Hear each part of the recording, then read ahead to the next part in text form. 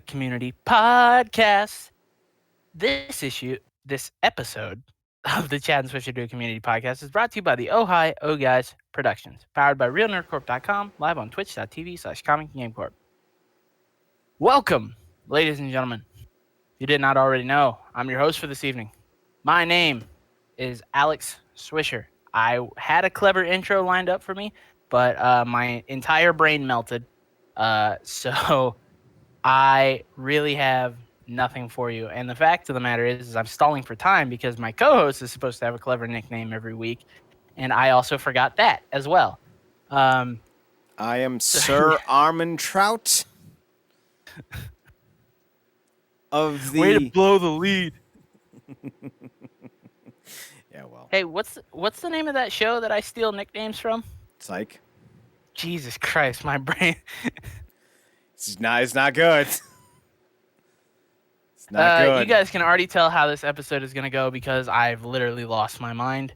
I haven't said his name yet, so we'll get Coco it right. Beware. It's not Coco Beware. This is my co-host, Tabrixia Shillington, a.k.a. Chad Porto. Cripes. So, what about Magic Head? I like Super Sniffer. Super Sniffer's a great one. Oh, man, I can't wait for the next podcast we do because the next one is a reference to one of our favorite shows. Ooh. I don't know what that is. I've used it before. It's the last name for this nickname for Gus, or this alias for Gus, is a last name that we have a lot of fun with. Can you give me the genre and decade in which the show came out in? I don't know what year it came out, but it's teen drama. Chad, you talk about how good this show is all the time. Well, there's a few, but the one that I'm jumping to, because, you got to think of our political parties, I'm definitely of the OC party, and yes. You are of the more rural One Tree Hill party. You are correct. It is the OC. Oh, jeez. It's our favorite family's last name. Oh, why can't I remember their name? Man, we're both, this is going to be an awful podcast. Cohen! Cohen! Yes, it is Cohen. It is Cohen. So is it actually a character that they reference in this, or is it just kind of a random name? He uses the last name Cohen and then makes up a first name for him. Okay. Speaking of like OC and One Tree Hill, I've decided that I want there to be a tag team in wrestling whose last names are Sawyer and Peyton. So it's two separate dudes, and one is like John Sawyer and the other is like Mark Peyton. And it's like, yes, Peyton and Sawyer. No. Wait, I got it. Wait. Lucas Peyton and Nathan Sawyer. Oh my God. And they're billed from Tree Hill, North Carolina. And their finishing move is the mouth. Oh no, I don't like that at all. Yes. It could just be it'll actually just be like an elevated electric chair drop, but instead of just dropping them on their face, the one will lift him off the shoulders, and then the other will come underneath and hit him with a rolling upper European uppercut. And then we'll call it the mouth. So it's... Hold on. Wait, you just threw me through a loop there. So explain this move to me again. Wrestler A lifts the bad guy. Wrestler B electric chair.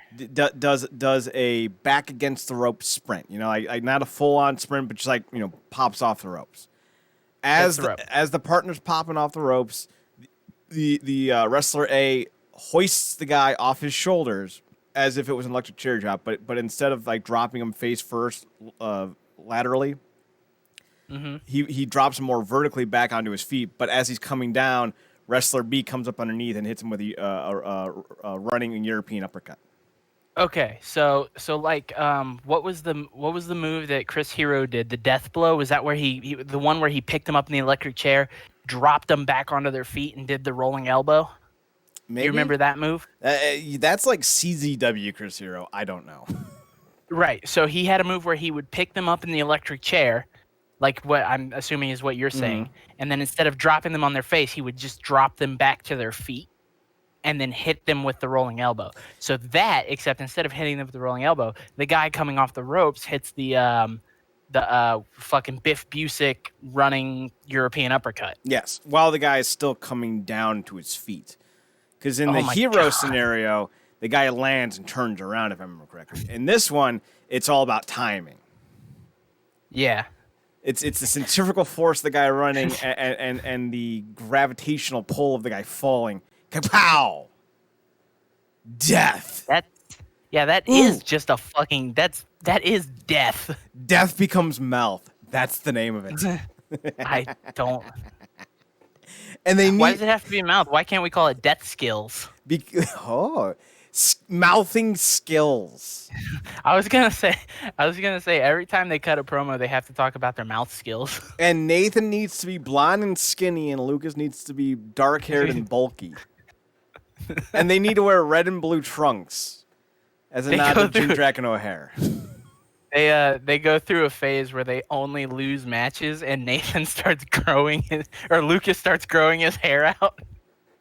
Lucas grows a goatee, and Nathan grows his hair out. And they both just roll in on rascals during their losing streak because they're so depressed. Oh no, I hate it. I had such a great idea, and you've ruined it. It made it better. It was not a great idea, by the way. It made it better.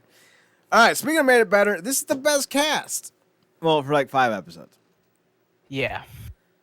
You had Alison Brie back as Annie. You had Danny Pudi back as Abed Nadir. Gillian Jacobs back as Britta Perry. Jeff back as Joel McHale. Joel McHale back as Jeff Winger. Flip that around. Yeah. Kim Jong back as Ben Chang. Jim Rash. We'll get there in a second. Donald Glover back as Troy Barnes, and Yvette Nicole Brown as Shirley Bennett. Plus, we've had the addition of Jonathan Banks, a.k.a. Mike Ehrmantraut, a.k.a. Professor Buzz Hickey. Yes. What a great addition. And then we also brought back John Oliver as Professor Ian Duncan, as well as Jim Rash as Dean Craig Pelton. But then again, the Dean really didn't go anywhere. But he's now added to a different echelon because now Jeff is a teacher in season 5. So there's now more of a reason for him to be around as much as he is. I love this cast. It's the best cast. Unfortunately, around episode 5, it kind of gets shaken up. And while it's still really enjoyable, even without what happens, I it's still one of those things where I'm like, it's sad, but the way we get there is amazing. It's my favorite episode, but we'll get there. So here's the basic gist of episode 1. Jeff's a lawyer again, and he's out of money. No one hired him because Abed didn't put the phone number of Jeff's lawyer practice on the commercial that he paid for. Bah, it's not good. So Jeff then gets a job at Greendale as a teacher and as part of he gets a job trying to protect Greendale from potential lawsuits that he's actually going to use to sue Greendale to get his name back in the books. And for a second there, it looks like the old Jeff from season 1 is back, the conniving, evil Jeff. But that's not what happens, and Jeff ends up deciding to save the school instead. The rest of the study group all re-enroll because they're not happy with their current jobs, and Jeff becomes a teacher. That's literally all of episode 1. Is it? So I think by and far this is one of the best casts, and a lot of the episodes are very entertaining. And I think I probably laughed the hardest watching most of these episodes in season 5. But boy, did they just really that grounded in reality type thing that you get in seasons 1 through 3 is completely thrown out the window by this point. They try to go back a little bit in episode 1, but then Ben Chang explodes out of a bunch of boxes in the study room because that's where he's living now. Oh yeah, that's right. And everything just goes to shit. Ben is living in the school, but he was hired as a history teacher, I think, and he's on house arrest. but he lives in the school, so he can only go like 200 feet away from his ankle bracelet monitor, which is attached to a piece of broken board that he carries with him throughout the school. Mm-hmm. It's ridiculous. Very ridiculous. So basically, Abed is out of work. Annie is working as a pharmaceutical rep, and she hates it, so she wants to re-enroll and do more with forensic science. And I think Abed said something about wanting to re-enroll and do more with filmmaking, because filmmaking is more than just putting two scenes together, I think is what he said. Britta decides she wants to get her actual master's in psychology. Everyone tries to talk her out of it. And Shirley decides that she's going to take some business courses because Shirley's sandwiches failed, and Andre left her again because she got too focused on her sandwich shop. Which is sad because I like the guy who played Andre. I forget his name. He was cool. He was Bud from the Cosby Show, right? Yes, he actually was. No, Bud was the youngest of the kids. Oh, he was one of the Cosby Show ones. Yeah, he right? was the. I think he was the oldest child or the second oldest. Let's find out. Yeah, well, I'm googling it too. But yeah, it's like three names. Malcolm Jamal Warner. That's who it is. He played the. He was the Theo. Yes, and I think Theo was the second oldest. I believe so. Yeah. Theo was the middle child. Theo was the only son of Claire. So Sandra and Denise. Denise, I remember being older than him. Cosby Show was kind of before my time. It was a little bit before my time too, but Denise is played by Lisa Bonet, who is married to Aquaman. Oh, Jason Momoa? Yes, and also briefly married to Lenny Kravitz. She has a high ceiling for dating. Like, you know how some chicks will just settle? Not her. Yeah. One of the greatest rock musicians of the last 30 years and fucking Aquaman. I know. That's You what I don't was just follow gonna say. that Like, as a lover. to go from Lenny Kravitz to Jason Momoa, like that's a holy shit. And that probably inspired Momoa to just be like, fuck this noise. I am not going to be outdone by Lenny Kravitz. And that's what made him into a goddamn megastar. Like, straight up, does anybody have anything bad to say about Lenny Kravitz?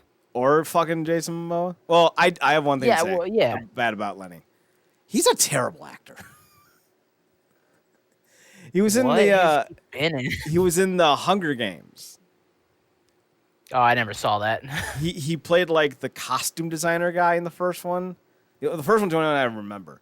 And he just kind of he sounded like this the entire movie. He had no emotional range. I don't know if he was trying to go for something, but this is essentially all he said. And I was like, "Oh, that's so dynamic." I forgot that he was in Zoolander. Oh my God, was he? Yeah, as himself. That makes sense. It does make sense. What more of a movie could you possibly find that just screams Lenny Kravitz than Zoolander? That dude needs to make more music. Oh yeah, of course. So we jumped to episode 2. The Super Troopers, Jay Chandrasekhar. I apologize. Yeah, I was gonna say, Jay, we love your work. Everything you touch basically turns to gold, but every time we try to pronounce your name, we just fucking butcher it. So Jeff takes his job at Intro to Law. And this is a great one because we start to see the dynamic differences between Jeff as a student as a teacher. It starts with who's the old guy? Fuck.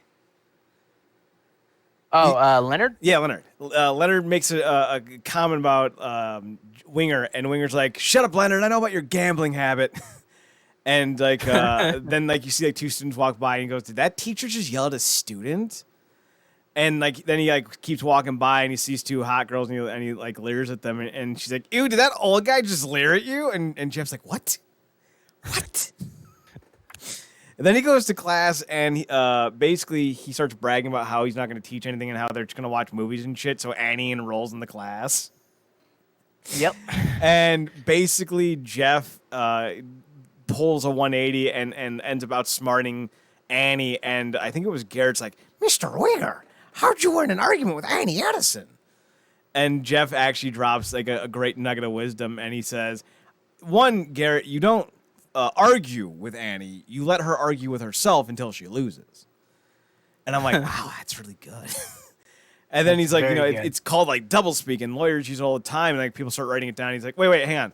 I got more. And he starts writing on the board, and then all of a sudden like he's like back in the groove. So either it was, it was a nice little thing, and he ends up apologizing to Annie because he's like, you inspired me to actually teach. And I'm like, all right, cool. Least relevant part of the episode, though, because this is the most iconic episode of all time for Abed Nadir. Oh my God, you're right. This is the return of Professor Sean Garrity. Yes. And his new class on whether or not Nicolas Cage is...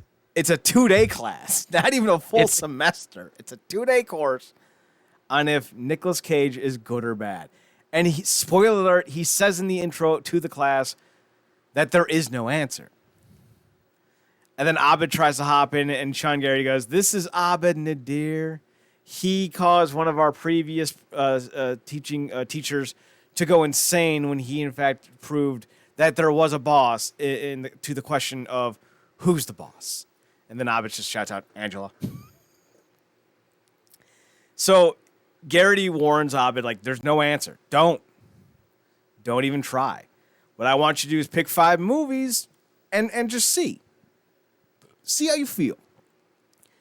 And this causes Abed to watch a lot of movies to the point where he starts having a bit of a little manic episode. So he goes into the class with just stacks of paper and DVDs. and like he's tweaking, and as soon as he walks in, Garrett's like, everyone give him room. And Abed has the most amazing epic meltdown. He's like, everyone's good or bad. You can't be both, but you can't be neither. You're either good or you're bad, or you're sometimes both, but sometimes you're good and sometimes. And he starts like having a freak out, and he drops everything, and he starts acting like Nicolas Cage. No, yeah. And he just, I don't remember if he crawls out on his hands and knees, but it's a scene. And it leads into, I think, the best moment between Shirley and Abed in the series, and there's not many, truthfully. But she's like, maybe you're trying to figure out, if Nicolas Cage is good or bad, because to you, religion or movies are a religion, and when it doesn't make sense, that upsets you. But maybe Nicolas Cage is like a Cenobite. And Abed's just like, Cenobite? The fuck? You know about Hellraiser? And she's like, yeah, Cenobite. An angel to some, demons to other. I like the Hellraiser series, but Hellraiser in space, got a little out there for me. I don't know if there was a Hellraiser in space or whatever that line was that she threw, but it was great. I loved it. Just Shirley getting on Abed's level. I was just, oh man. You cannot understand how much I love that sequence with them. It's so good. What else do we have going on this episode? I think those are like the big ones. I don't think they're like. I mean, you get introduced. We get introduced to Hickey. Buzz Hickey, and you get introduced to Jim the Duck. Yes, but we also get introduced to the concept that the minuses are fake. Because Buzz and other teachers will give students that annoy them an A- instead of an A just to piss them off. And that nearly causes Annie to throw a riot. Yeah, I forgot about that. I fucking loved it. All right, so I think the next one's your favorite episode. Episode 2 also introduces the Save Greendale Alliance. Yeah, I mean, the actual Save Greendale Alliance. So that's the episode that brought back. No, the episode that brought back Duncan was the next one. Yeah. You said you think episode 3 is my favorite? Yes. Absolutely wrong. Really? Yeah, not even all. Like, I hated the Ass Crack Bandit. Really? I don't know what it was about this episode. It didn't do it for me. I was just like, okay.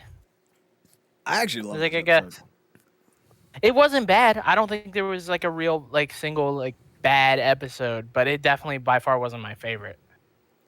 Well, I love this episode, so I'll talk about it. Go for it. The Ass Crack Band is back. Jeff and Annie are playing Elliot Stabler and whatever her name is, Marisha Hargitay's character from SVU. They're hunting down the Ass Crack Bandit Law and Order style. And Olivia Benson. Thank you. And at one point, everyone's getting cracked, so to speak, and Troy gets it. And Troy hams it up the rest of the episode to the point where when they arrest the Ass Crack Bandit, who they assume is Starburns, back from the dead, Troy rolls in with a blanket around him in a wheelchair, and like as he's confronting Starburns, he hoists himself out of the chair, but he's shaking violently for no reason, and then he slaps him. And then he sits back down without saying a word and gets pushed away. It's so good. That's actually a really great scene. It's so over the top. The best part is though they come up with a Ass Crack Bandit alert system, and it's Chang wearing a front butt walking backwards. Oh yeah. And he's got like a long piece of Slim Jim in his mouth as he's walking backwards, and his mouth is actually just like a very obvious cardboard cutout of his face. And he's got like a wig on, and he's like, nom, nom, nom. I so like this piece of meat in my mouth as I'm definitely walking forward. It's just so fucking dumb. So stupid. The episode ends on a bit of a cliffhanger because we don't actually know who the Ass Crack Bandit is, because it's eventually revealed that the Ass Crack Bandit, 1, is a big fan of Dave Matthews. And 2, that's all we know. But we eliminate Starburns, who apparently faked his death in season 3 and has been living in the Greendale stables. Yes, Greendale has the stables. Do you remember what he was trying to build in his stables? He was trying to build was it a kitten-powered sled? It was a cat-powered car. And basically it's just a bunch of cats. A cat-powered car. It's just a bunch of cats like lined up like a bunch of reindeers, and he was in a sleigh. He wasn't even in a sleigh. He was in a radio flyer wagon. Yes, that's exactly what it was. He's like, come on, Oh my god. So they start playing that, iconic Dave Matthews song that everyone knows, but no one knows the name of. And they're celebrating the fact that they captured Starburns, the Ass Crack Bandit. But Starburns starts going, hee hee ha ha ha, as he's trying to sing along to the song. And then he shouts at, I think, Annie or Brady. And he's like, who is this? And she's like, what do you mean, who is this? It's Dave Matthews. It's Dave Matthews? You mean that band from the 90s? That sucks? And like that's when they realize that they don't have the right guy. And they allude that it might be Duncan because he's got a bunch of quarters. And apparently, like, that's all you need to be a suspect. But then at the end of the episode, they allude that it might be Annie. So I don't know who it is, but they do end up tracking him down. But right before they can unmask and find it out, the episode does a hard 180. And Shirley cuts off Annie and Jeff in mid-pursuit of the Ass Crack Bandit to tell them that Pierce has died. Because at the start of the season, Pierce had been banned from school for, being Pierce. And he came back for a brief cameo in the first episode as a quote-unquote hologram. And the hologram inspired Jeff to, be honorable and treat Greendale like it needs to be treated. But in this episode, they find out that Pierce Hawthorne has died. And that's how the episode ends. Is kind of with them realizing that they could have had the Ass Crack Bandit, and maybe Annie's the Ass Crack Bandit, and so... But that takes us into episode 4. My personal favorite. I'm going to stop asking if it's yours, or stop assuming it's yours, and just let you tell me if it's yours. No. Okay. It's not my favorite. This is my favorite. So basically, they come back from Pierce's funeral at his Laser Lotus. What was it? It was Hindu Laser Lotus? I don't think it was actually attached to a real religion. No, it was, but it wasn't. It was like Buddhist Laser Lotus or something like that. Oh, also, I will say I do have a soft spot for this episode because of one reason. Walter Goggins. Walton. How many times do we have to have this conversation, Chad? Apparently more than once. It's Walton Goggins. Well, you know what? Much like with Willem Dafoe, I'm going to call you William, and it's just going to be a thing. But yes, Walton Goggins plays Mr. Stone. What the fuck was his religion? I'm looking it up on my phone because my computer is having some issues. Religion. Okay. Pierce was a reformed Neo-Buddhism. That's what it was. Yes. Neo-Buddhist. Neo-Buddhist. And like something like Laser Lotus was like a level or something that you had to ascend to, I think is what it was. He was a level 5 Laser Lotus. That's in what his it was. Neo-Buddhist community. That doesn't sound like Buddhism. That sounds like a cult. Just by even saying that, you drop me back down to level 4. Yeah, he absolutely was in a cult. So he dies, and they come back, and they're all wearing the weird garbs, and they sit down at the study group to kind of reminisce. But then Walter Goggins pops up. Shut up. And he's Fuck like you. he's like a beneficiary or lawyer or something to do with Pierce Hawthorne's. He's an executor. That's what it is. He's the executor of Hawthorne's will. And he shows up and he's like, basically, I'm here to make you guys tell the truth about if any of you murdered Pierce Hawthorne. And along the way, he doesn't say this, but it's essentially what happens. And along the way, he's going to try to make them hate each other. But there's a reason for it. So they sit down and they all get hooked up to a polygraph. And like the first person I want to say was Troy. Whatever. The second person to be asked a question was Chang. And he's like, did you ever masturbate in the study room? And Chang just gets up, takes all the stuff off of him, and leaves. And walks out. Doesn't even say a damn word. Chang, no. So they go around and basically expose like deep secrets. Like apparently, like Shirley's kind of racist and refers to everyone as those people when she's with Troy. Yeah. Troy, it's all like benign stuff. I can't think of it. Like Abed is using Jeff's Netflix password and has changed Jeff's Netflix password. Just dumb shit like that. Apparently, Britta was high at Baby Ben's christening. I can't remember all of them, but it starts to really like take a dark turn to the point where they think about quitting because of how it's tearing them apart. And Jeff does the whole "let's rally one more time," one more unto the breach. And this is like the scene that comes out of fucking nowhere. And he's like, "I have one last round of questions for all of you." And then he looks at Shirley and says something like, did you know that you are an inspiration to your gender and race, and that every day I was with you, I was intimidated by you? And Shirley just goes, yes. Very much taken off guard, but definitely going to hop on that one. And he's like, to you I leave my summer house down in Florida or whatever, so you can take your kids, however many you have, and what's his name, on a vacation that they deserve. And she's like, well, that's nice. But I like how he goes, what's his name and however many kids she has.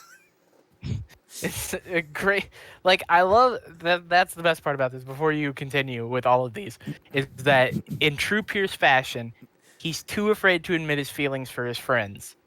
So he's going to get it all out, but he's got to cap it off with a fucking insult because he doesn't want to seem weak, even though he's dead. But then he follows it up with, and a jar of frozen sperm. Sperm. So he then looks at, I think Britta was the first one he did. And he looks at Britta, Walton Goggins looks at Britta and goes, do you know that you are far too hard on yourself than you need to be? And like, you are, you take things more seriously than you need to. And to help you with taking life less seriously, here's an iPod shuffle with songs that help you take life less seriously.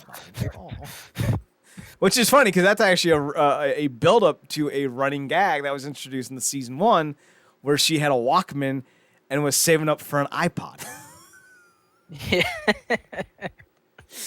God, this show. Yep. Then they go to Troy, and he's like, "Do you know you have the heart of a hero?" And that I wish I had, followed mine when I was your age. To you I bequeath, well, a bunch of stuff, but we'll get back to that. He looks at Abed and goes, "Abed, are you a terrorist?" Nope. I just like that was the best fucking part, and like he's like, "All right, you're Abed, you're weird. Here's a jar of sperm." That's all Abed gets. He looks at Jeff, and Jeff, he's like, "Jeff, are you gay?" No. Agree to disagree. To Jeff Winger, I bequeath a bottle of really good scotch, and the obligatory and to no. Oh God, what did it? Was it the scotch first, or was it the jar of semen? I think because he made the gay comment, he gave him the vial of his sperm, Right. and then gave him the bottle of scotch. Because he said something like, "And to help you," it was either to help you resist drinking my sperm because you're gay. Yes, that's what it was. Here's a bottle of scotch, but it may have been inverse. Like, here's a bottle of scotch, and if you run out of scotch, here's a bottle of my sperm because you're gay. I'm almost positive it was the first where he granted him the sperm, and Jeff was about to get really fucking pissed, and like you could see the anger welling up in Jeff's face, and then he goes, "And just so you can resist the urge of trying to drink my sperm because you're gay, here is a bottle of very expensive, very delicious scotch." No. Oh no. So it was that. It was the scotch first because and he's like, and here's a bottle of very delicious scotch, and then because you're gay, here's a jar of my sperm. But he's like, and here's a jar of my equally delicious sperm. It may have been, honestly. Then with Annie's like, "Annie, did you know you were my favorite?" And she's like, "You told me once." And he goes, "I bequeath you the tiara that I once gave to you as a gift that you rejected. The same tiara that my mother made me wear when she scolded me and told me she wished I was a little girl." So Pierce, we get some of the hangups. And then finally with Troy, he says, "You have the heart of the hero." And when I was your age, my father gave me the opportunity to prove that I was a man by going on a expedition on a boat around the world, but I ended up just getting high off the coast of Costa Rica. But I want you to have the experience that I robbed myself of. So to you, I bequeath my boat, the childish Gambino, right? No, the childish tycoon. The childish tycoon, yeah. And if by completing this voyage in a year, I also leave my remaining stakes in Hawthorne Wipes, estimated to be about whatever $1 million, to you upon completion of the voyage. And Jeff tries to be like, "Oh, Troy, we can fight that." And Troy's like, "No. I've been lost since we came back, and I haven't known what I wanted to do, and I just realized, Pierce is giving me something to do. Like, this is I want to do this." So the episode ends with Annie screaming, "Isn't anyone going to do anything?" And the episode ends with Troy basically saying, I'm leaving." So it's whoa. That sets up geothermal escapism. Is this your favorite? All right there, Chad. Geothermal escapism. Is this your favorite? Did I lose Swisher? I think I lost Swisher. Swisher. Where'd you go? Home skillet. Hell, man. There you are. Can you hear me? Yes. Hello. Yes. All right. So is this your favorite? Oh, weird. What is this? Geothermal escapism? Yes. No, it's not my favorite. God damn it. So it's an entire episode of The Floor is Lava. And I love it's literally like an hour into the day. And everyone's got like made up languages, and Hickey's made some type of giant floor sweeping device. It's been an hour. This is where we go off into the just absurd. Basically, Abed put up an expensive comic worth several $1,000s to whoever wins the game, and basically it's exactly what you think it is. Fucking Chang has a bunch of hoodlums that he calls the locker boys, because they all hang out in one corner of the school in lockers. That's just, it's brilliant. Jeff is basically Kevin Costner in Waterworld. Yep. Annie and him are working together and using chairs to kind of scoot their way through the hallways. Abed and Troy are like these like super cool Jedi. What do they call them? Chair walkers. I think it's what. So yeah, chairwalkers. And they're just beating people up with staffs and shit. And then you got fucking Britta, who's not even trying to play. She just wants to talk to Abed because she thinks Abed's having a hard time letting go of Troy. And Hickey's rolling around in like ash and soot in this giant device, just beating the shit out of people because he's got to pay for his son's gay wedding. And the best part about Hickey is that his gay son, he's very close to, but his hetero son, he cannot stand. If Hickey has layers like an onion. So basically, it's a real fun episode with a lot of like just random ass jargon. Shirley has her own island that's built on top of an inflatable ball that you can like climb into. Yep. It eventually ends up with everyone dying and Abed kind of having a bit of an emotional crisis. And he confesses to Britta, like, I don't want to be playing this game, but I literally see the floor is lava. And I don't think that goes away unless Troy stays. So they come up with this cockamamie idea to let Troy and Abed both, quote unquote, fall into the lava and then make clones of them. And when they, quote unquote, clone Abed, because it's all fictional, like even in the fictional show, it's fictional. Abed clones away the part of him that has had a hard time letting Troy go.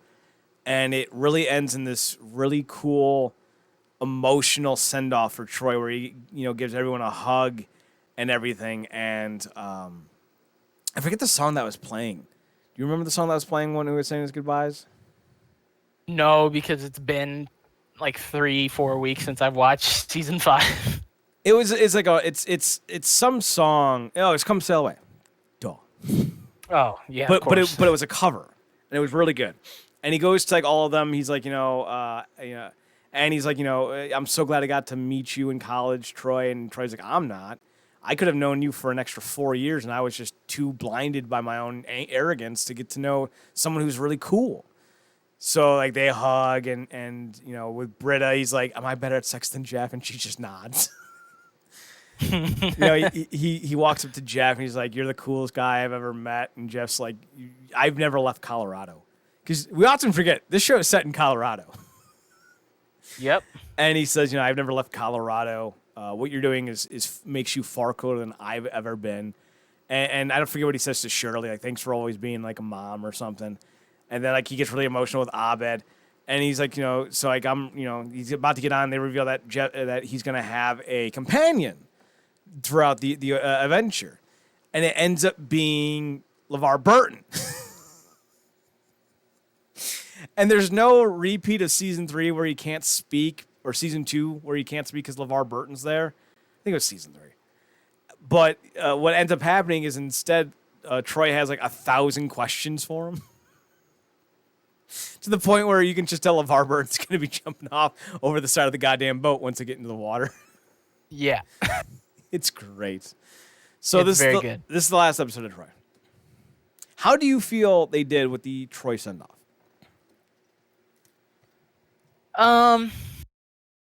It could have been worse. I feel like they did a really good job of like trying to make it like, okay, eventually these characters have to get past their flaws and their what is holding them back from being great and move on to being actual productive members of society. Mm-hmm.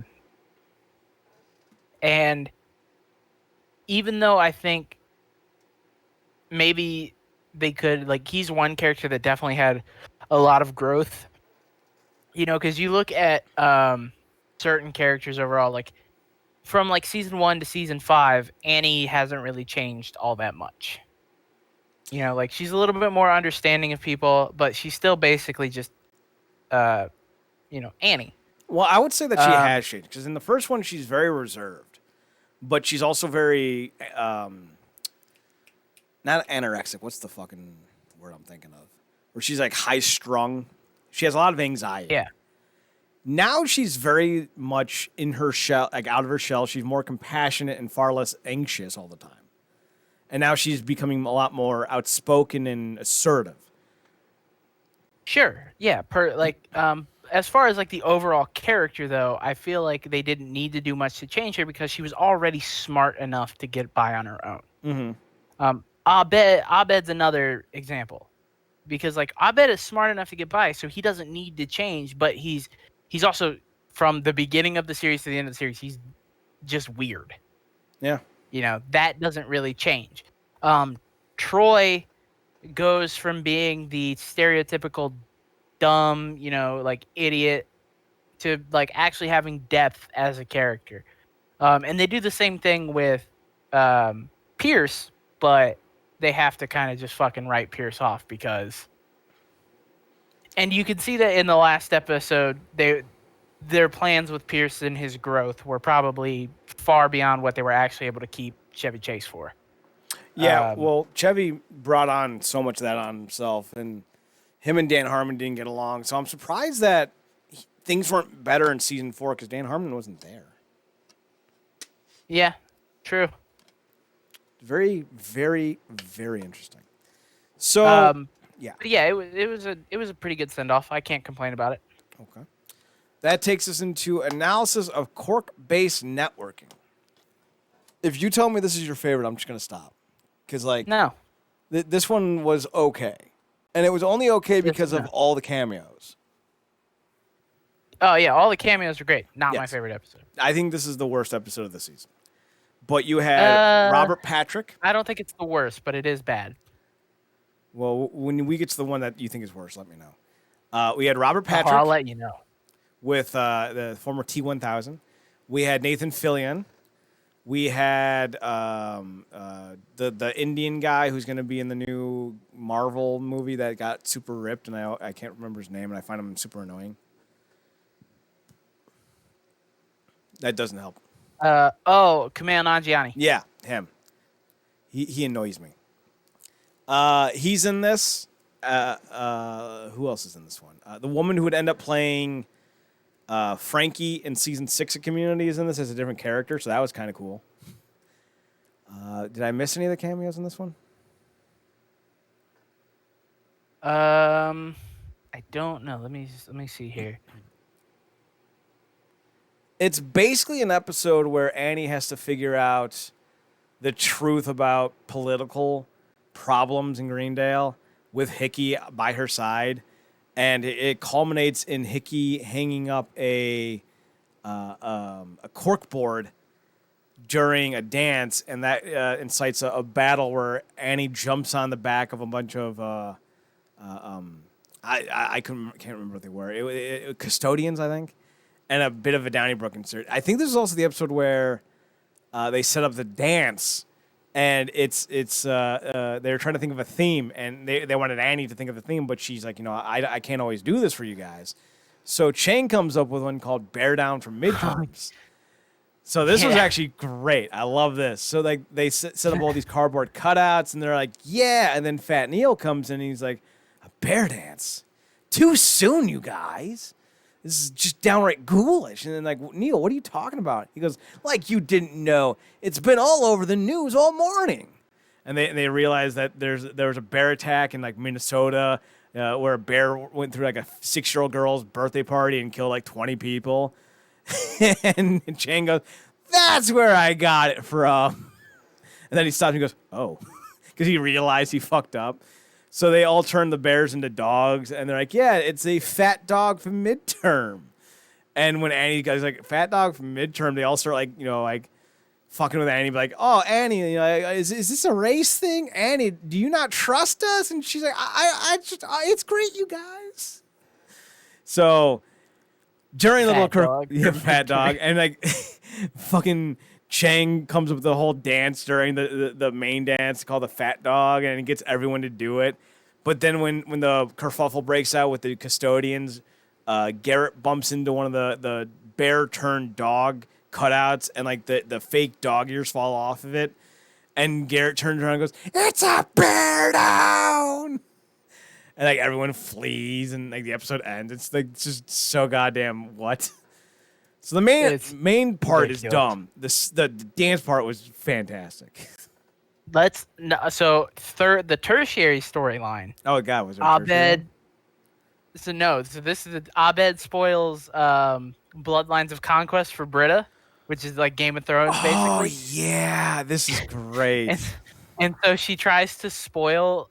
She catches up. She tries to spoil the show for him by reading the books all the way. Yeah. Meanwhile, Abed is wearing soundproof headphones, and also he is getting to know this redheaded deaf girl, and he shows interest in her. Britta used her and bribed her to spoil the ending of Bloodlines of Conquest in sign language as Abed learned sign language to talk to her.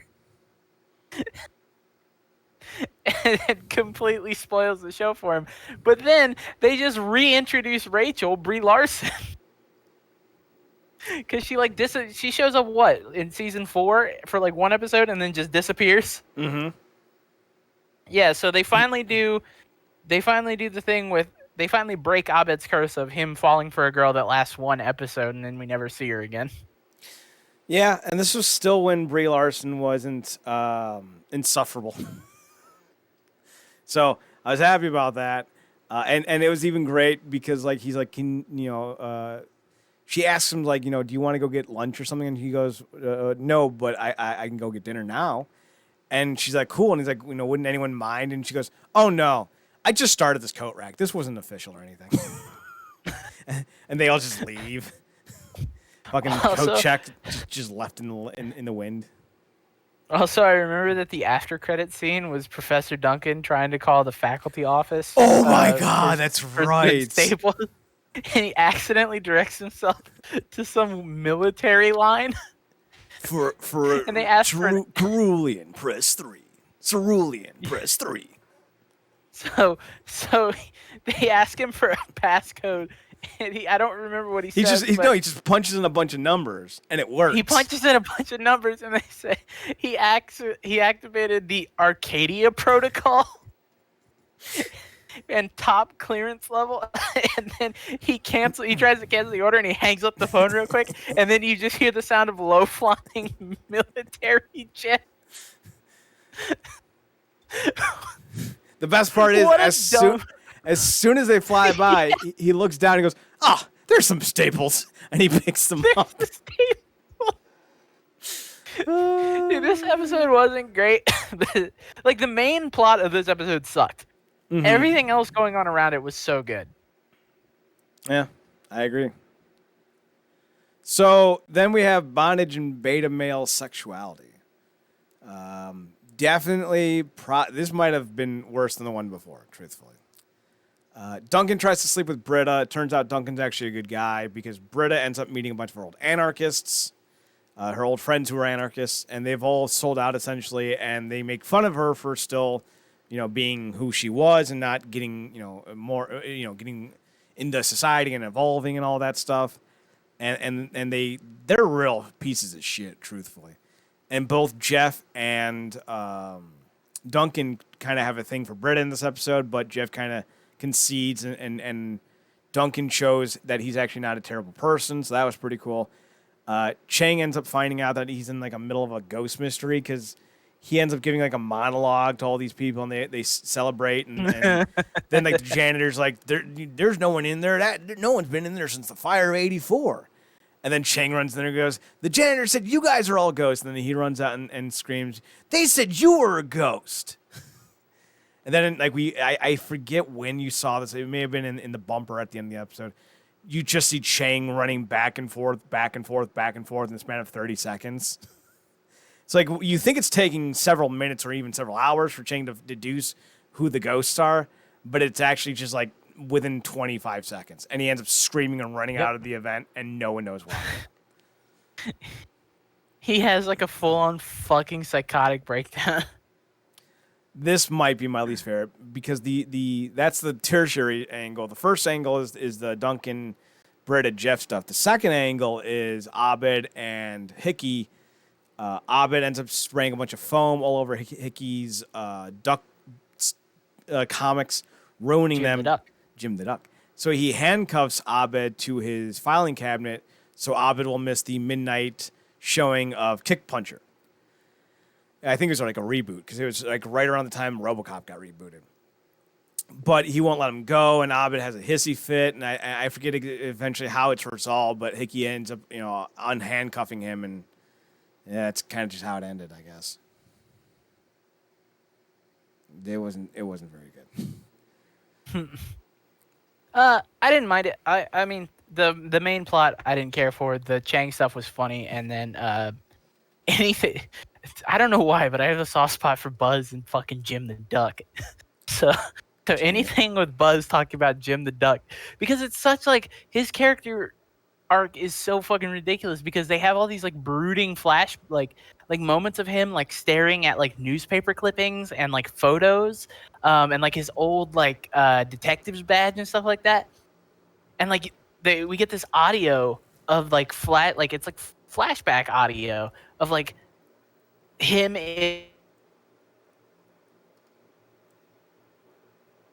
completely counteracted by him trying to draw a duck comic strip. Like, Buzz is having some shit. His character is absolutely hilarious. All right, we then get app development and condiments. Is this your favorite? No. It's either this or Advanced Dungeons and Dragons. Yeah, you got it. Okay. I fucking knew it. Advanced Dungeons and Dragons was my favorite episode. App development and condiments is actually one of my favorite ones because it's very poignant to the society we live in, where false niceties are more in demand than actual honesty. So basically what happens is an app developer comes in with a new social media app where you can rate your friends with what they call meow meow beans. And you rate, 1 through 5. And Shirley's almost neurotic desire to be liked leads her to become the most popular person on this beta test of the app. And because of that, people following behind her, and it becomes this thing where it's revealed that the people with the higher ratings have weighted votes. So if they vote, it has more effect than if someone else votes. And like everyone becomes into tears and shit. And like within 2 days, they go from just a normal campus where Shirley's being passive aggressive with everyone and earning points to a totalitarian, state where, 5s and 4s get to wear fancy attire. 3s don't wear anything too upsetting, and 1s and 2s are like stuck in gray. And Abed's like a 5, Shirley's a 5, Jeff's a 3, I think, at the start of the episode. Britta's a 2, Annie's a 4. So it's like it's this really poignant idea on how toxic social media can be, and I really thought it was a well done piece of kind of modern issues that we face with certain things, especially with like social media and the toxicity that surrounds it. And it all started with Jeff not inviting Shirley to dinner because he knew Shirley couldn't come. And Shirley's like, sometimes it's just nice to be asked. So it was really nice, and it really had this great kind of message to it. But it also brought Britta back in a big way because Britta becomes the voice of the downtrodden. But no one takes her seriously unless she has mustard on her face. It's so ridiculous. And there's even a great scene where Britta and Jeff are trying to take down the whole society, and one of the 4s walks in, and Jeff had just become a 4, and he's like, "Don't worry, 4, I'll keep your secret. I too once loved it too." And he just looked up and walked out, and I was just like, I don't know why, but that scene really got me because it's just like, all right, love wins in the end. I get that. So this is pretty fucking solid. All right, I'm going to take a guess that this one, VCR maintenance and educational publishing, is your least favorite. Oh, I didn't mind this one. I thought this one was pretty funny because of the, what was the name of the VCR game that they play? Pile of cowboy bullets? game. Pile of bullets? Was it Pile of Bullets? Yeah, or like bucket of bullets, something like that. And Uh, so basically, Annie and Abed are trying to convince the other that someone else should move in. And Annie wants her brother to move in. Abed wants his girlfriend to move in. The best part is Annie's supposed to be 23 at this time, and her brother is like 30, got a big old fucking beard, talks about a word a minute, and the biggest fucking reveal is at the end. The brother and Annie are getting into it, and she's like, you didn't stand up for me when they were putting me, in the psychiatric facility. And he just drops the biggest bombshell. He's like, I was 12. What did you expect from me? And he leaves. And we find out that he's only 18. it's so great. It's such a great fucking. It's such a great reveal. Yeah, I mean, this one, like, it's 2 separate bottle episodes all in once, so it's not great. But it's very ridiculous in the bottle episodes because it's one. It's basically 2 separate hostage situations. Essentially.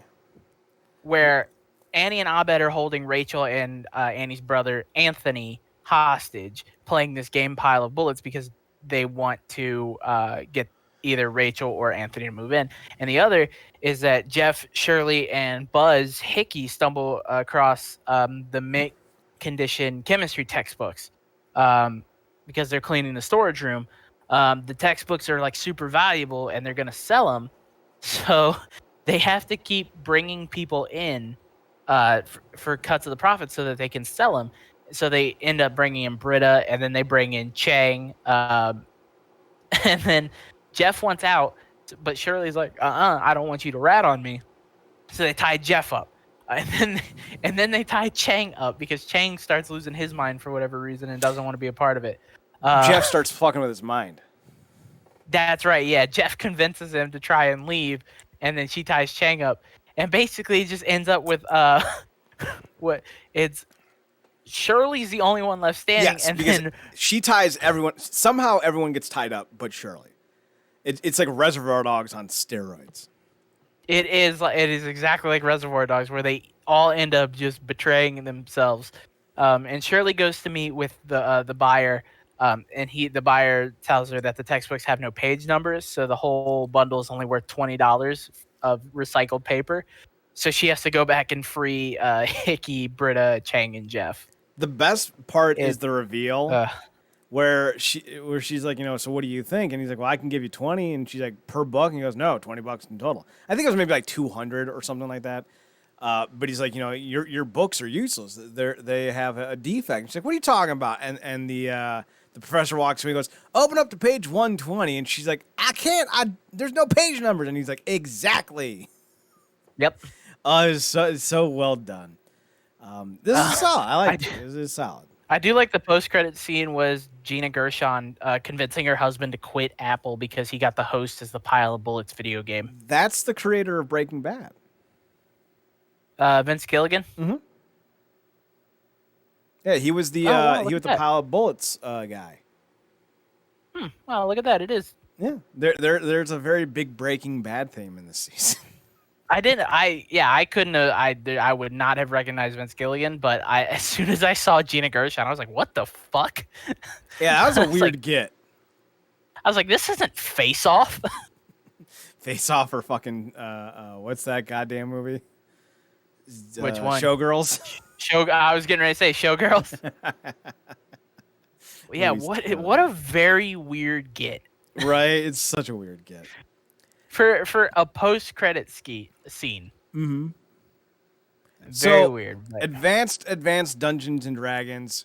We find out that Hank, played by David Cross, the son of Buzz Hickey, is not inviting his father to his grandson's birthday. Causes some emotional turmoil. I'm going to throw it to you here in a sec. But the best part about this episode, in my opinion, is he's like, my rat bastard son's keeping me. I don't know why I'm giving him a southern twang. My rat bastard son's keeping me from my grandson's birthday. I thought you were cool with your son. No, that's my gay son. We'll just call him Cliff. That's my gay son, Cliff. Him, I get. I've always had a problem with Hank. First off, love this episode because I really like David Cross a lot. I think I think he's very funny. Two, he was in one of my favorite movies as a child as like a supporting character. Small I'll let you soldiers, guess what them. toy soldiers. Small Soldiers, you got it. One of them is right. The other one it stars Wesley Crusher from Star Trek. I think that one's Small Soldiers. No, Toy Soldiers is the one that stars Wesley Crusher and Rudy, Sean Astin. I always get them confused because you would think that Toy Soldiers would be the one with Tommy Lee Jones as a robot because toy, but it's not. It's small. It's a dumb thing. Anyway, go on. Continue. Oh, wasn't the password Gizmo? Gizmo, God. These are your top secret passwords. Ooh, Gizmo that you're supposed to memorize and not tell anyone. Oh. So, Hickey basically finds out that he wasn't invited to his grandson's birthday party, and that his son Hank is limiting his visiting time with his grandson. But Hank apparently loves playing Dungeons and Dragons. So that gives the group, the Save Greendale committee, the group, the main cast, a idea. Hey, we're gonna help Buzz and Hank reunite through a rousing game of D&D. So they go to Abed's apartment, where Abed reprises his role as the dungeon master for the third time. Second. So it reprises for the second time. This is his third time as the dungeon master. Correct? No, it's just the second. They only did 2 Dungeons and Dragons episodes. You're right. You're right. This is the second Dungeon. There was the Dungeons and Dragons portion that he did with the stuffed animals with Annie at the end of the episode. Oh. So technically, there's 3 times. Technically, yes. So Abed describes that there are 8 adventurers arriving in the troubled realm of Galandor, and their job is basically to defeat an evil necromancer who rules in a dark tower across a bridge. Basically, Hank catches on to this really quickly, and he's like, I understand that this is a veiled attempt for you to try and get me and my dad to reconcile through our characters. So he takes all the character sheets and he redistributes them to everybody. He becomes Tristram Steelheart, a holy cleric. Hickey is named Tiny Nuggins, a halfling thief. Britta is Fibrosis, the ranger. Shirley is Crouton, the half-orc. She's a druid as well. Annie reprises her role as Heck, the well-endowed. That's really great. And then Chang is a troll named Dingleberry, and Jeff is Sir Riggs Diehard, much to the delight of Dean Pelton, who's also there, who plays his son, Joseph Gordon Diehard. It's a thing. It's just such a great was Joseph Gordon-Levitt and Bruce Willis in a movie together? Yeah, it was that time travel movie. Yeah, it was like, oh God, what was that called? Long and Forgettable. I mean, yes. As are most of Joseph Gordon-Levitt's movies. Spoiler, they're the same character, but Bruce Willis's version is trying to kill a family that Joseph Gordon's version is trying to protect. So Joseph Gordon kills himself because stupid. I don't know. Dumb movie. Looper. Looper. I'd rather watch Jumper. Yeah, well, at least that had Hayden Christensen. Rachel Bilson. Right? Rachel Bilson. Was she in that? Oh, I've never seen Jumper. I've never seen Jumper. It's solid. I would say it's solid. Plus, Sam Jackson plays like some like you played Assassin's Creed, right? Yeah. What are those? What are those villains? I have the new Assassin. The Templars? Yeah, Sam Jackson plays a Templar trying to kill Hayden Christensen because he's a jumper, and according to Sam Jackson, only God should have those powers. But he's got silver hair and silver beard, and it's cool. This is a really solid movie. So they basically wanted to make him look like what what modern Christians think God looks like. Essentially. This is Yeah. pretty dope. I was gonna say it's funny that you bring up Assassin's Creed. I actually have Assassin's Creed on my Xbox in the background. There you go. That as soon as we are done, I will be getting back to. It's the new one, Assassin's Creed Valhalla, because fucking Vikings rule. So yes, Hank is immediately like, yeah, I'm not going to this fucking tower. I'm gonna head south instead of going north to the tower. So Annie attempts to lift him up and take him to the bridge, but Hank casts a fire spell and deals damage to Annie and also sets the bridge's rope supports on fire. The bridge ends up collapsing and they plummet down into the river. And the group gets split in half. It's Jeff, Hickey, Shirley, and Annie are on the left fork of Skull River, and the rest being Hank, Britta. Hank, Britta, Chang, and the Dean Pelton on the right. Hank threatens to quit, and in order to prevent him from quitting, his dad, Buzz, says that if he kills the necromancer first, he's allowed to come to his grandson's birthday.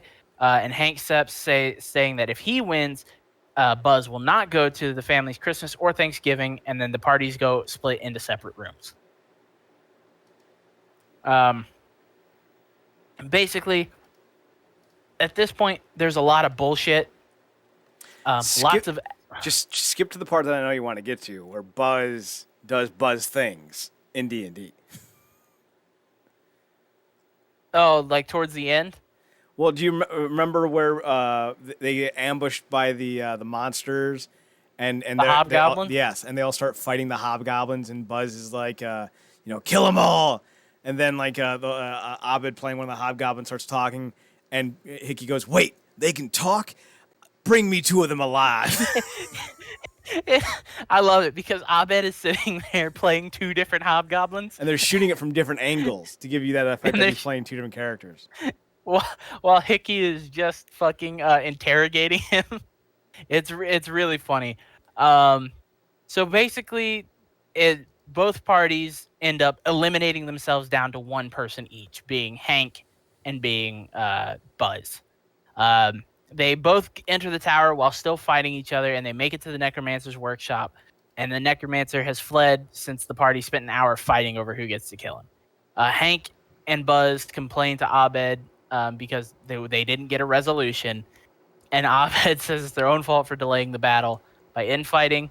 They basically keep fighting with each other. Hank and Hickey try to divide the Necromancer's loot before following him out of the Black Tower. With only the two of them remaining in the game, Jeff and everybody else is like, yeah, that's they say that's the best most fathers and son can do. It's just being in the same room as each other. Yeah, being in the same room as each other. And then the end credit scene has Abed angrily dungeon mastering a game for 4 of Annie's stuffed animals. The best part is she comes out all like sleepy and like all like innocent and schoolgirl, like, Abed, I need cutesy. my stuffies. But then Abed's like, 1 second, he rolls with 4 and he goes, I rolled a 4, you're all dead. And he leaves. Yeah, she walks out and oh my god, this scene, it melts my heart. Mm-hmm. She's like Cindy Lou Who over there. She walks out, she goes, Abed, are you almost done? You know I can't sleep without my stuffies. And I just go, and I just break down into tears. Then Abed kills them all. It's so good. All right. If you want, you can talk about G.I. Jeff because I hated this episode. I hated it. This is by far the worst episode of the season. I fucking hated it. It would have been fun if it wasn't just these animated episodes always have to have a fucking lesson. And the fact that this one was G.I. Joe, and the big running gag of the episode was that Jeff couldn't stop killing people, sucked. I don't even mind that they have to have an episode. I minded, not have an episode, have a meaning. I minded the fact that it was so convoluted and nonsensical. Like with the Abed one, it made sense. It's an episode from Abed's perspective. But this didn't make any fucking sense until like the very end when he's like, guys, it's my birthday and I turned 40. And they're like, oh, it's okay that you're old. Like, really?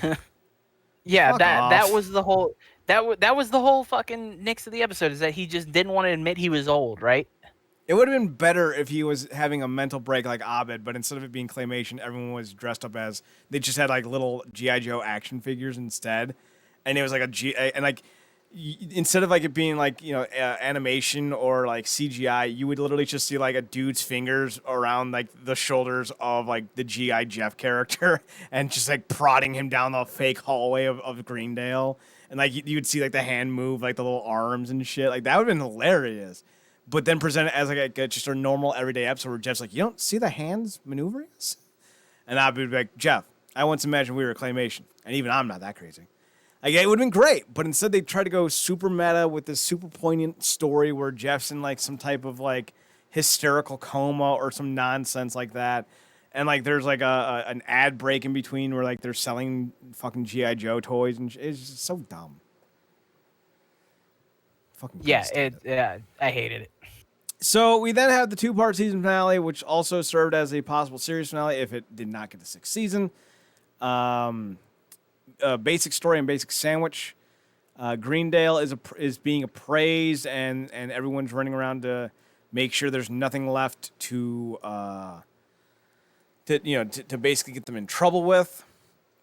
It's revealed that the school is not only saved, but it's being appraised for a lot of money. So the school board's like, sweet, we can sell it to Subway. And Jeff's like, we'll keep you on. You'll get a nice bonus and shit. And I guess like him and Britta decide to get married, I think, at the end of this episode. Right? Was that this episode or was that the next episode? I don't think it matters. It's a two-parter. It doesn't matter yet. It's the same episode. They decide to get married, but Abed, Annie, and the dean are trying to find a secret that may save the school, and it's the original dean of the school, because it's revealed that Greendale used to be at first a computer technical school before it became an actual community college.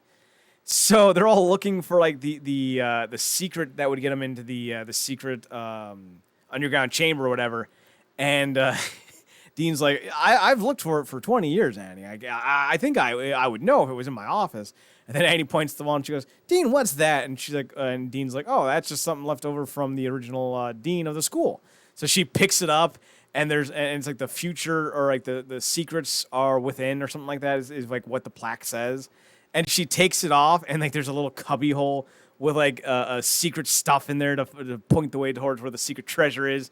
And Dean's like, wait, that was literal? And they all just flock to it. I think the episode, if I remember correctly, ends with them celebrating the fact that they found a secret gold mine, essentially, and they're dancing, and Jeff can't figure out what the hell's going on. It's something. Then they go into the next episode where they're trying to find a way into this underground bunker, and they're like, clues are all around us, and Duncan's like, no, it was Annie. She's like, yeah, that's right. And like, look, maybe it's behind this wall. And they open up this wall and there's nothing there. And then they explode like an electrical socket. And Andy's like, look, it's spelling out a secret. And it ends up electrocuting fucking Duncan as he flies into a couch. Oh, it's just fucking dumb. But they end up finding a trap door. And they're able to figure out that it's underneath the school. Yes, which they do. Did we explain what's happening to the school? It's being sold to Subway. Yeah, it's being sold to Subway. I wanted to make sure that you specifically said the words being sold to Subway. Yes. Yes, those words. Why? I love like, all right. Our two of our most favorite shows have a very intense love affair with Subway. What's the other one? Chuck. Oh, right. Yeah. I forgot about Chuck. No, I was getting ready to say, so they have, Chuck definitely has a love affair with Subway. Like, it's a full-on love affair. Yeah, there's an entire episode where John Casey has to negotiate a settlement over a Subway sandwich. There is no love for Subway anywhere in Community whatsoever. Well, I wouldn't say that's true, because Subway's never shown to be bad necessarily, and Subway has to approve the usage of their likeness. So, but it definitely isn't it's definitely the school board that are the villains, though. Yeah, the school board are the villains, but like the secondary antagonist is Subway. Yes. They're not even the antagonists. They're just the conflict. The antagonists are definitely school board. They're just dicks. Those two idiots suck. I think the bigger one is the writer for the show, by the way. Oh, the big one who's always drunk? Yes. I think he's a writer for the show. The best part with him is he tries to figure out where they are, and he goes, guys, I never told you any of this, but I can read minds. So like he sits down and he stares a hole through Hickey, and he's like, I figured it out. They took a hang glider. They took a hang glider somewhere. So basically, the whole thing gets resolved. The guy who played Lily's father in How I Met Your Mother is the original dean. And he's been underneath Greendale for the last 30 years with a bunch of cocaine and a emotional robot that he's having an affair with. And eventually they figure out a way to get him out. And they're like, listen, you can sell it to Subway, but contractually speaking, this is the original dean, and he gets to have any say over who buys the school and what's done with it. So here's your new partner. And Subway's like, we're good. We're going to pull out on this one, guys. Because who the fuck wants to deal with that, Dean? But the best part is like there's a scene where Hickey's talking to Cheryl and he goes, don't tell anyone, but when he was interrogating us, I was thinking about a hang glider.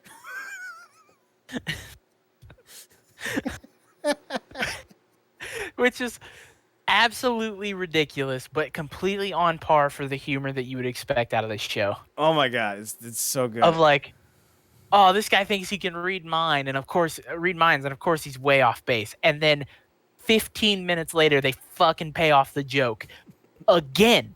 Because the first payoff to the joke of him saying he can read minds is him saying completely out of left field, ridiculous, they took a fucking hang glider. Mm-hmm. And then the second payoff to the joke comes 15 minutes later with Hickey going, don't tell this to anybody, but when he was interrogating us and trying to read our minds, I was thinking about a hang glider. That shit rules. Those jokes are the best. So the bumper of this episode, because it was supposed to be the series finale, or at least thought it might be, is a bunch of spin-off ideas.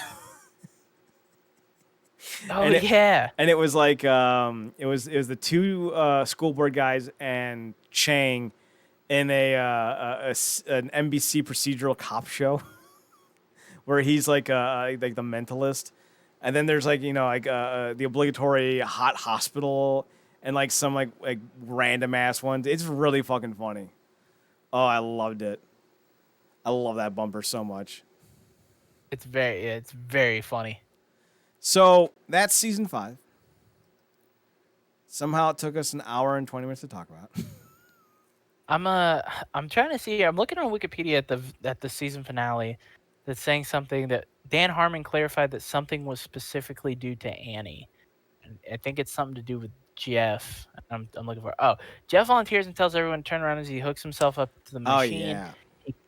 He contemplates the Dean, Britta, and Abed, but nothing happens until he looks at Annie. Raquel quickly powers up. Oh, that's right, because an intense burst of emotion could restart Raquel. Mm-hmm. That's right. Yeah. And then Dan Harmon clarified that this was specifically due to Annie, not a cumulative effect from the group as a whole.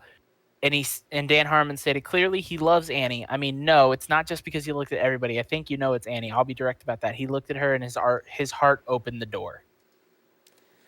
So the other running gag about that was whenever the doors opened to the secret passageway, there was a song. Open the door. Oh, yeah. Open the door. It's a secret door. A song written just for the door. Wasn't the secret door a jukebox? Yes. That one of the songs was fucking Secret Door. Or something equally as stupid along those lines. I think it was like Open Sesame or something like that. God, yeah. It took us an hour and a half to fucking talk about this movie. Jesus Christ. Well, next week we're doing this last season, season 6, which was aired on Yahoo. You didn't mishear me. It aired on Yahoo. Yahoo Screen. Yep. Which lasted all of like a fucking year. Let's find out here. Yahoo Screen, or if so, Yahoo Screen was originally Yahoo Video, which launched in June of 2006. Yahoo Screen was shut down in 2016. In 2011. The service was relaunched as Yahoo Screen, so it lasted from 2011 to 2016 as Yahoo Screen. But it only lasted for about a year with the shows, because in 2014 was when they brought on Sin City Saints, Other Space, and Community. Yeah. And it only lasted a year, and they lost $42 million in the third quarter of 2015 alone due to how little people actually tuned into this. I was there every week watching Community. Not even going to lie. Oh, I'm sure you were. I'll follow this show anywhere. Oh, I mean, that's like not as a knock against you. It's just I know how you are with your fandom. You are one of those people who are like, I don't view you as a casual watcher of anything. Yeah, it's really hard for me to view anything casually. Like, if I don't like something, I don't watch it. Yes, you're either completely in or you're completely out. Yeah, that's fair. I feel like the one exclusion from that for you is pro wrestling, where you just like you look for about 5 seconds, see everything that horrifies you, and then immediately turn around and shut the door. No. I would very much say that my fandom for pro wrestling is still just as accurate as Community, but I view wrestling as a whole in that regard. And then I view other companies within it kind of like the episodes of the thing. So, like, you know, I avoid Raw and SmackDown, but like MLW and Impact and New Japan and like anything else that's weird that'll catch my attention, I'm all in for. Even non-pro wrestling, like World Martial Arts Council Masters. It was an old 90s martial arts pro wrestling show. Yeah. Love the fuck out of that. Oh, God, it's so cool. But like that's my jam. Wrestling's at its best when it's not wrestling, like Kaiju Big Battle. I think wrestling's at its best when it's taken seriously. I mean, serious wrestling is fine, but at the same time, it's like you can only like you're in a ring covered in baby oil, wearing tighty whities. Like, well, we have to get a little. I don't think anyone's wearing baby oil in Barnett's Bloodsport. No, Bloodsport is completely different. To me, that's what I'm referring to. Bloodsport to me is catch. Like, that's just full on catch. I don't view that as pro wrestling, really. But it's definitely pro wrestling because it's definitely not catch, because catch wrestling actually is legit. While Bloodsport is, you know, you're not knocking out Josh Alexander with a power bomb. Sorry, kid, that ain't happening in real life. I mean, yeah, I guess that's fair. There are matches on Bloodsport that are definitely gimmicky pro wrestling matches, but overall, I feel like the theme of Bloodsport is presented as a catch, like a catch alternative to pro wrestling. I mean, it's definitely an alternative, but it's definitely still scripted. Oh yeah, of course. They're not sending fucking Moxley and Dickinson out there to be like, all right, whoever wins wins. You know. I still think somehow Moxley would win. He's just fucking psychopath. I think he's a fucking the best way to describe Jon Moxley is a bulldog. I legitimately think that motherfucker is like I don't want to say this as like him living like talking about his gimmick. I legit think Jon Moxley is a tough motherfucker, and I don't think you could stop him if he wanted to kill you. No, I get it. He just gives off that vibe. It's like Eddie Kingston's the same way. If Eddie Kingston said he was going to kill me, I'd believe him. Kind of wish they would have done more with that AEW feud, but whatever. I mean, that's a whole other podcast that you guys should go listen to. Wrestling Underground, Chad Porto, Marcus Green, every week on. You kind of cut out there. I said that's a whole other podcast called Underground, Chad Porto and Marcus Green. Every week, insert the day here. Tuesdays at realnerdcorp.com and on twitch.tv/wrestling underground. Yes. Here's I I was gonna say I actually listened to the most recent episode you guys did. So I'm gonna in complete honesty with you. I find it hard to listen to other podcasts. I don't listen to our podcast because I don't want to hear myself talk. As someone who plus, does a podcast with you, I get it. Yeah. Also, I already know what we say in the podcast because I was there when it happened. Hopefully, I was there when it happened. Otherwise, it'd be very strange. Would be a hell of a podcast. I much prefer to podcast with you than listen to you podcast because you and I are so argumentative. Is the only way that I can put it. That when you say something on a podcast and I'm not there to actively argue or discuss it with you, it gets under my skin. Because not that I want to be like you're wrong, fuck you, you're wrong, but it's like I want to be like why is this? And sometimes I feel not that Marcus isn't great. Marcus is fucking fantastic. He's the best. But I feel like you and Marcus share a lot of similar opinions, whereas you and I share a lot of opposing opinions. So what did I say that inspired you to want to ramp up and come for me? I didn't have any issues with anything you said about the AEW pay-per-view. Mm-hmm. I didn't have any. I didn't watch it. Right, you didn't. But what Marcus said basically hot-shotting the tag team feud with FTR and the Young Bucks. Huge issues with that. The Moxley-Kingston match was good, but it needed more build-up. The women's division is fucked. Their booking makes no sense. Butcher and Blade this past week on Dynamite, this past Wednesday, lost in a bunkhouse brawl to Dustin Rhodes and QT Marshall. Hold on to that rage. I'm going to exit out of the conversation so we can wrap the podcast. We can still talk. I just want to wrap the podcast up. Hey, this was Community Season 5, guys. Thanks for listening. RealNerdCorp.com, RealNerdCorp.com. On Twitter at NERDCorp. On Instagram at RealNerdCorp. Switch over to your personals. You can find me on Instagram, or you can find me on Twitter. I do Twitter first. That's how the show works. Yep. You can find me on Twitter at X2000Gregs. That's X2000GREGS. You can find me on Instagram, 2000Gregs, 2000GREGS. Chad, where can they find your personals? You can find me on Twitter at ChadNerdCorp, ChadNerdCorp, and on Instagram at Chad's Photo Hut.